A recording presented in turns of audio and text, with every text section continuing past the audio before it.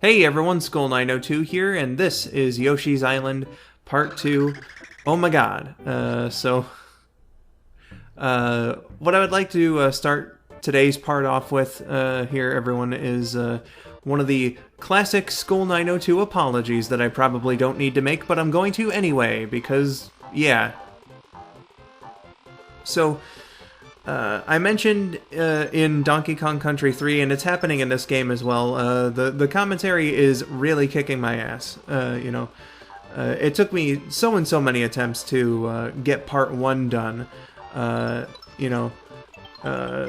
Multiple sessions over like 3 days to get that one done, and this is like my third attempt, I think. Doing this one, so I know I'm going to be in for a bit of a long one when it comes to recording this game. I would just like to apologize for perhaps doing things like, recapping episodes of the show, Super Mario World specifically. I know that I'm going to be recapping that. Or, since this is a Christmas LP, like, for the holidays and whatnot, I probably will go on some tangents that are more generally about Christmas and my experiences with the holiday, as opposed to something that's, like, directly related to this game.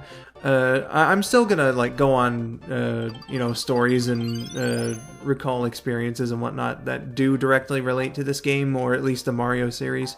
But, I'm just saying, like, what might happen, because I don't want the commentary to be boring, with me just, like, wondering what the fuck I'm gonna talk about for minutes on end. And at the same time, I'm trying to make it a little easier on myself, because I don't know, it's just not coming to me as naturally as it has been for some other LPs. So, with that exhaustive explanation out of the way, I'm sorry, and if that's not something that you're into, I totally understand, and I apologize that, part 2 is your walking off point.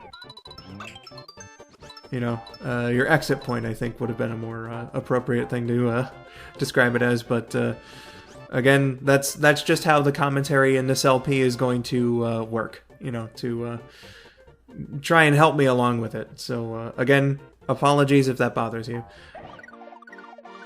What we just saw here is the first auto-scroller in the entire game. I don't think that, even though auto-scrollers are a thing, I don't think that they really ruin the experience or anything like that. They're a classic Mario trope. There's only one auto-scrolling level that I think I'm particularly bothered by that happens much later on. And I'll explain more about it, but it's, like, even in the confines of that level, it's just one section in that level. The very long cave. Again, it's in one of the later worlds, and I'll get to the part that really bothers the shit out of me, like when it pops up. But, they don't really appear any more or any less in this game than they do in your typical Mario fare, so, personally, I find the auto-scrollers to be a bit of a welcome addition. We're getting, like I said, it's a familiar Mario trope. We're getting familiar elements in here while it's still, like, an original game. So, no harm, no foul. But, one of those tangents that I said that I was going to go on just a bit earlier. Fam, I like art. Plenty of my friends do it. Obviously video games have quite a history with art and whatnot, so yeah. And in fact, the Mario series happens to be one of them. You might recall when I was doing the Mario 3 commentary, if you've seen that one, I told, like, the interesting story of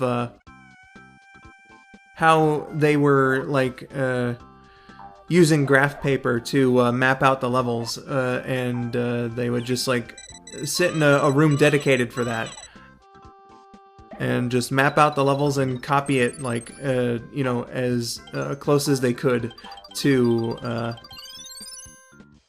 you know, the actual game design and stuff. The Mario series has plenty of interesting art stories, so in that sort of tradition. Just a second.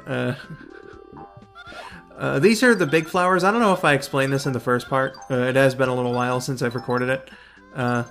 But, you know, if you spit an enemy or like a Koopa shell or, you know, something in there by, you know, staying still and holding up, and then, you know, the X button, or rather the Y button,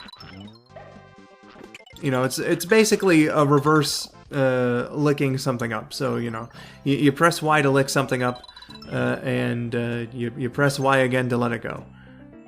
So that's how that works. But if you spit something like that into the flower, then it'll give you some stars. So you know, if you're ever in need, then there you go.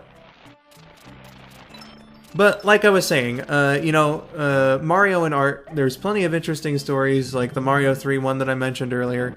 You know, the reason why Mario wears a hat in the first place was, I think, due to palette limitations in the original Donkey Kong. Like, they couldn't give him, like, proper hair because of that. So, you know, it's some interesting stuff, and this here game is also a pretty interesting thing when it comes to the art style, the art direction, whatever you want to call it. So I figured that I could talk about that during this here part. So there was a bit of a rumor going around that like Nintendo executives demanded, or at least very heavily implied, that they wanted the game to look like Donkey Kong Country, because, you know, that game was brand new and very popular, and everybody oohed and awed at the pre-rendered graphics in that game, as they should have, because honestly, for that, you know, era, it was very, very impressive what they had done. And the rumor goes that Miyamoto was so offended by this that he was like, no, I'm going to do this instead and completely defy your orders. That's not really how it worked out. By the time that Donkey Kong Country had come out, this game had already been in development for like 3 years. So it was a bit too late, you know, in the process to really, you know, get all the technology needed to make the pre-rendered graphics and do it for everything in the game. You know, it just wasn't practical to do that. And I believe that's around the time they decided to go with this here very unique, good-looking art style here, with like the sort of hand-drawn aesthetic. And in fact, all the graphics here are hand-drawn. You know, they did it as a way to fight back against what they were seeing as the norm. So I guess like there was a bit of a rebellious mindset, but it was in more of like a friendly way, if anything. You know, like they weren't terribly offended by Donkey Kong Country's presence or anything. It was just like pre-rendered graphics, digitized graphics were at the time pretty common. So they were like, hey, you know, let's do the exact opposite of that.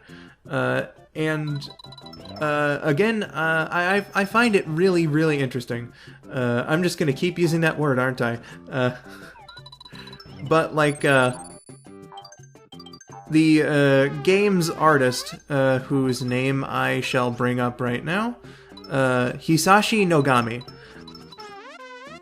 suggested this hand-drawn style, and the way that they did it was like they would draw each of the game's sprites on paper, scan them in to you know, a computer, and then painstakingly try to approximate them as best as they possibly could, pixel by pixel, which is fucking incredible. The amount of hard work and dedication that they would have had to put into that, I feel is insane, and it really shows with how well these visuals look. It might just be my opinion, but fuck, man, the art style in this game is actually incredible. I love it. I love the aesthetic, and I'm glad that they went with this too, because again, it looks very unique. 69, nice. Looks very unique and fun, and I just adore it. But speaking of pre-rendered graphics, just to kind of prove that they didn't really have that much of a problem with them, like, there are sequences, in the opening, that Karen, I almost fucking called her a Karen, that KN, narrated over, in the opening sequence, and then, I believe that there's, a bit, at the end, too, where, they fucking used pre-rendered graphics, to, give that a bit of a visual style. It contrasts with the rest of the game, but they used those kinds of graphics in the game. And furthermore, I think it was only a few months later that Super Mario RPG came out, and that game was again entirely pre-rendered graphics. I'm not exactly sure how the idea came about that Nintendo of Japan, or at least the Shigeru boys, were entirely upset by the suggestion, but it just ain't true, fam. It just ain't true. So yeah, again, just a bunch of very interesting stuff when it concerns the art direction and everything in this game. So yeah, a bit of a small thing relating to this game to talk about would be that there's some firsts, and that would be some character debuts and whatnot. Of course, this is just like Mario in the past, but they do treat him as a separate character in various spin-off games and whatnot. But we've got Baby Mario and Baby Luigi make their debuts, along with Baby Bowser, as we'll see We'll see later.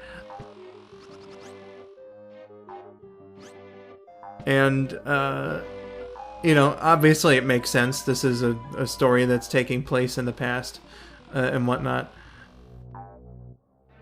I think that they came up with some rather nice designs for the characters. For instance, they made Mario without a mustache look not disturbing. Just for starters. Obviously, Baby Bowser, I think, is a bit more of a radical change, but even then, I dig that they gave him a ponytail and everything like that.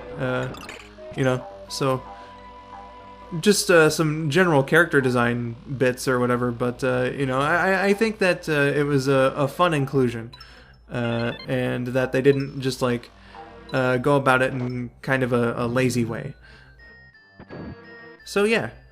I don't really have much experience in the Mario spin-off games, so I couldn't tell you how different Baby Mario and Baby Luigi are to their adult counterparts. I know that Mario is typically in multiplayer games treated like a jack of all stats. I'm not sure if Baby Mario is treated the same way. Couldn't tell you. I lack experience. But we're about to see him actually, and this is the other character that I wanted to bring up, Kamek. He makes his debut in this game, and he's you know, like Bowser's ever loyal, but you know, ever a butt monkey servant. You know, he's just trying his best here. You know, I love him. And in KN's reel, just to bring up her narration again, when you know, like one of the outtakes in it is her just talking about how much she likes Kamek. Didn't quite think that she did him justice in the narration, but I disagree with that take. But, you know, Kamek, he's a good guy. He gets beat up quite a bit, though. Kamek deserves better.